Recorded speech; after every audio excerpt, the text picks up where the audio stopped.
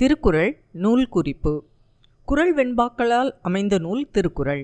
தமிழ் அறநூல்களுள் முதன்மையானது. இது 14 கணக்கு நூல்களுள் ஒன்று. தமிழ் நூல்களில் திரு என்னும் அடைமொழியோடு வருகின்ற முதல் நூல் திருக்குறளாகும். திரு பிளஸ் குறள். திரு என்றால் செல்வம், சிறப்பு, அழகு, மேன்மை, தெய்வத்தன்மை என பல பொருள் கொண்ட ஒரு சொல். குறள் குறுகிய அடிவுடையது.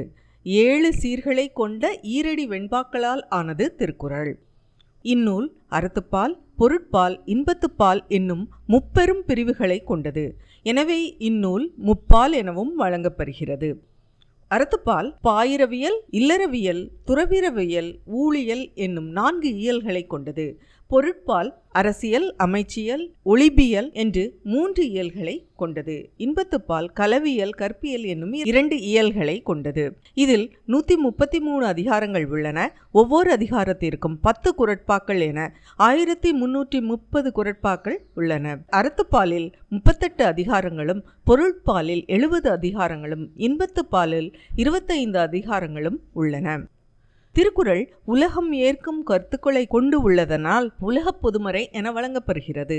வாயுரை வாழ்த்து, முப்பால், உத்தரவேதம், தெய்வநூல், திருவள்ளுவம், பொய்யாமொழி, வாயுரை வாழ்த்து, தமிழ்மறை, பொதுமறை, உலகப் பொதுமறை, முதுமொழி ஆகிய பெயர்கள் திருக்குறளுக்கு உண்டு. இந்நூல் 107 மொழிகளில் மொழிபெயர்க்கப்பட்டுள்ளது. இதனை வீரமாமுனிவர் லத்தீனிலும், ஜி.யு. போப் ஆங்கிலத்திலும் மொழிபெயர்த்துள்ளனர். இந்நூலை போற்றி பாராட்டிய பாடல்களின் தொகுப்பு திருவள்ளுவமாலை ஆகும்.